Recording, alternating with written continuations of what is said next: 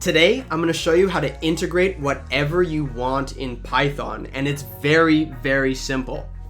There are two cases we're going to look at. The first case is symbolic integrals. Suppose you have a function f of x equals sine x. F of x is equal to e to the negative x to the 4. F of x is equal to any expression that you can write down. If you want to find the integral of f of x, sometimes you can. Sometimes there are analytic solutions and other times there aren't. And we'll look at both cases in this video. The other case is where you collect data in the field. You have numerical numbers, right, that form some sort of array, and you want to find integrals in those cases. And in that case, it's really simple. I have timestamps at the bottom of this video on the bar, so if you're looking for a particular topic, just drag the mouse there and watch away. If you enjoyed this video, please be sure to subscribe. There'll be lots of information like this in the future. Only about half of you are subscribed to my channel. Also, be sure to check out the Discord server as well. We have people, honestly, from all around the world in math and physics and engineering degrees, and it's really cool to watch people communicate and learn from each other. And I've learned a lot of things that I've actually put in my more advanced physics videos as well. So be sure to check that out. Anyways, I hope this is useful. So other than NumPy today, there's two main packages that we'll need to worry about, and that's scipy, and that's going to be for numerically solving integrals when you can't find analytic solutions, and then sympy, which is for finding analytic solutions when they do exist. And then we'll do a little plotting with matplotlib, and these are the particular scipy functions we'll be using: quad for when you know the functional form, and then this other one for numerical data. So as I mentioned in the intro, there are two main cases here. There's the symbolic case, where you know the form of your function explicitly, like f of x equals sine x, e to the x, whatever, some complicated form. And there's two options in this case. The integral can either be solved analytically, that's the integral of f of x dx is equal to something that you can write down, like sine x is, the integral of that is minus cos x, the integral of e to the x is just e to the x, things like that you can actually write down. But there are some integrals, of course, that can't be solved analytically. There's only very few integrals that can. And so we need to determine which case we're in and use the appropriate methods. So it's pretty difficult to know beforehand whether an integral can be solved or can't. And sympy has ways of trying to find this out. And so what I recommend is you try it in sympy to solve it first. And if that doesn't work, then you go to a different method. So for example, find sine cubed x e to the negative 5x dx. Well, the first thing you do is you define your symbols in sympy. So I have this, I need to import my packages first. So I have the symbol x here. It's a sympy symbol, and I can do operations on it. I can square it, and we'll save it as a variable there. I can take sympy.sine of x squared, and it'll save it as variable there. So using this variable x that I've defined, I've said it's real. It's a good habit to define these things about your variables. When you're defining sympy stuff. This helps with the solver in particular cases. And so now we can write a function f. So I'm going to write the integrand like this. So f is equal to simp.sine of x cubed times simp of e to the negative 5x. So if I just type in this up here, you can see that this is the function that I want to integrate in this example. And it's as easy as once I have f, which is the function or the integrand, and x, I just call simp.integrate f and x, and then I get my answer. It takes a little bit to run, and I have my answer like this. And this would be kind of a pain to do by hand, so it's really easy to do this sort of thing in Python. Here's another case. So find cos of bx e to the negative ax dx. And you'll see in this example that I have two numbers, a and b. These are just constants that show up in this integral. And sympy is really nice because it can take these arbitrary constants and still take the integral.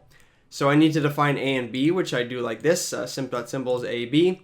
I make sure that they're real, and I'm also defining that they're positive, right? And this is especially important for integrals like this, where if you know stuff about the constants in your integral, define them when you define the variables. And chances are, if you're going into math or physics or engineering, and you're doing assignments later on, chances are you'll be using sympy, if you're using Python, to solve these sort of expressions. And I can say that it will save you a lot of pain to define or to specify things about your variables like this. Then like above, I define my function f, simp.cos bx, simp.e to the negative ax, and I can integrate it, and it takes a little bit to run, and sure enough, I have my answer. And you'll see that I'm calling .simplify here. If I don't call .simplify, I get an answer like this. But of course, with sympy, you can simplify expressions a lot of the time, and you can try that out, and you'll get a nice, easier answer here. Here's more of a rational expression, again, just showing that this works. I have 1 plus square root of x to the 1/3 over root x. I guess the important thing about this example is the 1/3 up here. You want to specify as a sympy.rational. If I just give it 1/3, the computer will interpret that as a floating point number.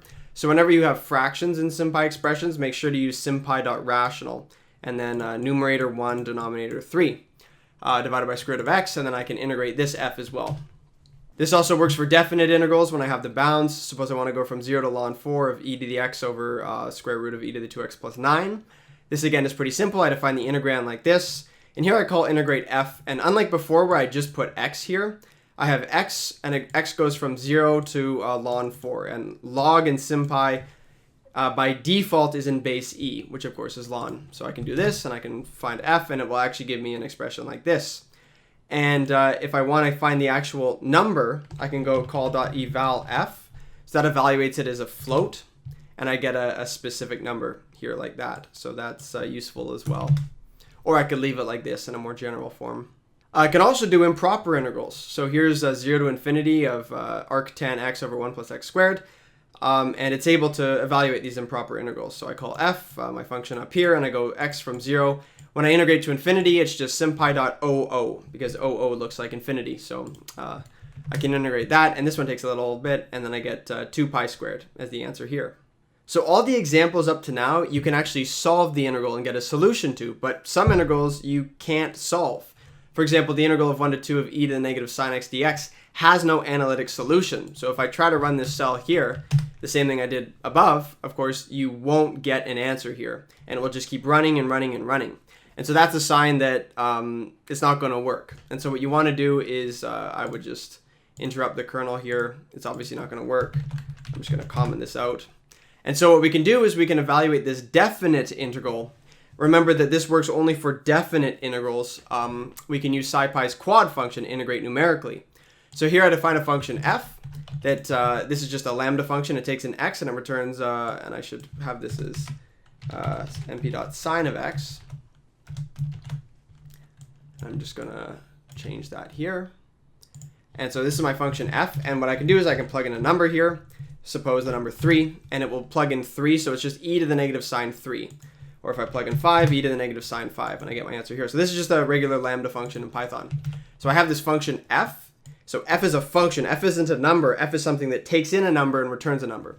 And what I can do is I can call the quad, which of course is what I imported up here, the scipy integrate library. So I call quad on this, and I say quad, I want to integrate f from x equals 1 to x equals 2.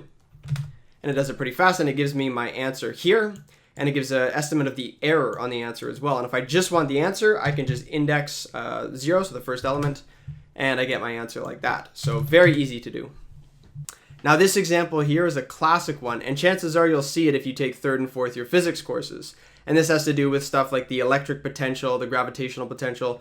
Solving for electric field, you'll get a denominator like this sometimes. It will show up. And so this you can't solve analytically. You have to solve numerically. So we're integrating x from 0 to 2 pi, and there'll be a constant a here and a constant b here. And so to solve it numerically, of course, we actually have to specify a and b. We can't just solve for any a and b and get a solution. We have to specify a and b each time. So here I write a lambda function f. It takes in x and it returns basically this expression, the integrand here. And here I set a and b equal to 2 and 3, and I do the same thing. I say I want to integrate f from x equals 0 to x equals 2 pi. And I get my answer here. And again, if I want the first element, I just index 0 and I get my answer like that. But chances are, if you're taking physics courses, you might want to solve this for a lot of different values of a and b. And that's really easy to do. And so what I do is I create an array of a's and an array of b's. Of course, if I just call this here, and I look at what this looks like, I just say I want to go from 2 to 10 in steps of 1. So these are all my different values of a. I do the same thing for b, which I need to define here. It's the exact same thing. So same output here, 2, 3, 4, 5, 6, 7, 8, 9. And then I can solve these integrals for all these different values of a and b. And I do this using a for loop in this list comprehension.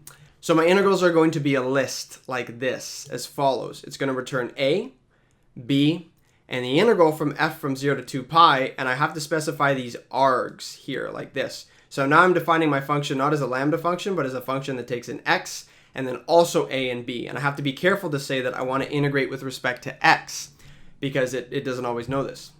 So I want to integrate f from 0 to 2 pi. It assumes that the first argument is the one it wants to integrate over, and I pass these additional arguments a and b. And I only want the answer, so I'm indexing. Remember, it returns the answer and the error, so here I'm just taking the answer. And I loop for all the a's in A array and for all the b's in B array. This is list comprehension. If you haven't seen it before, Google list comprehension in Python. It's one of the most useful things you'll probably ever learn. And so I do this, and I need to make sure that these are defined. And so now I have all my integrals, and I can look at my integrals like this. And so now you see what happens. It says when a is 2 and b is 2, this is the value of my integral. When a is 2 and b is 3, this is the value of my integral. And when a is 2, b is 4, this is the value. So now I have many different values of a and b. And getting a little bit into the weeds here, if I wanted to extract things, I could turn this into an array and then transpose it. And then my first array is my a's, the second array is my b's, and the third array is my integrals. So if I wanted just my integrals, I index 2 and I get my integrals. I did that pretty quick, but this is the sort of useful thing once you get used to programming, what you'll sort of do. So the numerical case is a little bit different than the symbolic case. In the numerical case, you collect data in the field, you collect data points or something, and then you want to take a cumulative sum of those data points, which is effectively an integral. And there are many cases where you want to do this, and I'll give two really basic examples, and this is very, very easy to do. So an example here is an electrical pulse in a particle physics experiment. This shows up in things like ionization detectors, and I've worked with stuff like this in the past. So suppose I have some data x and y here, and I can plot x and y, and I get something that looks like this. And this might be an electrical pulse. So if you have a detector cell and a charged particle comes through, you might get a current, electrical current that comes out of that pulse that looks like this. It's initially really high, and then the current starts to decay like this. And then, of course, there's going to be experimental noise as well from various features. What's useful in these detector experiments is that energy is typically proportional to the integrated current. So if I take a cumulative sum of this, that tells me how much energy has been deposited up to that point, or at least it's proportional to that. So energy is proportional to the integral of current dt. So if I take the integral of this, I get the energy. So for this, I use SciPy's cumulative trapezoid method, and I think this is the best way to take integrals in Python. And I've imported it like this, and it uses the trapezoid method to estimate the integral of a function. And so I can take my cumulative trapezoid, and I say that the initial is 0.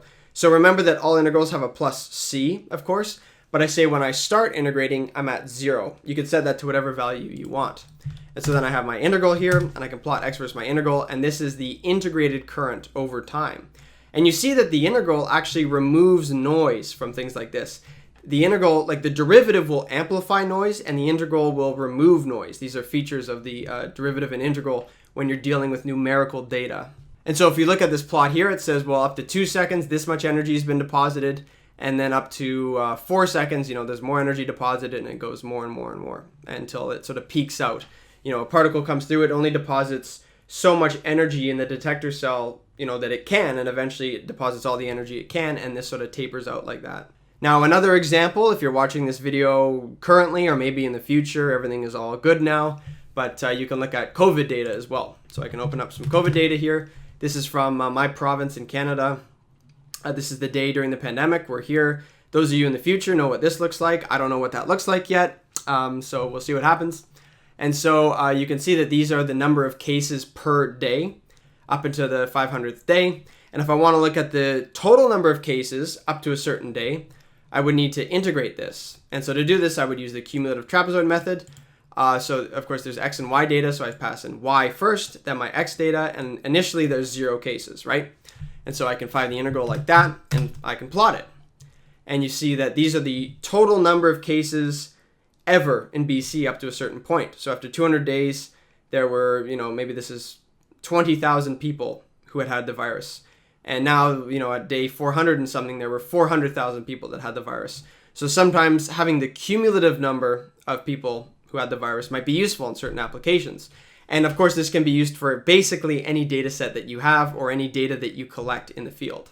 Anyways, I hope this video was useful. If you want to go into more depth with this stuff, I recommend checking out my first year calculus and second year calculus videos. I have an entire tutorial on SciPy as well, so be sure to check that out. NumPy is really useful if you're just getting started in Python as well. Finally, if you're really interested, there's also my advanced physics videos in Python. I look at things like simulating a spinning top using Lagrange's equation, projectile motion with air friction, all that sort of fancy stuff, and it all uses the stuff that I'm using in this video as well. Be sure to like and subscribe, and I'll see you next time.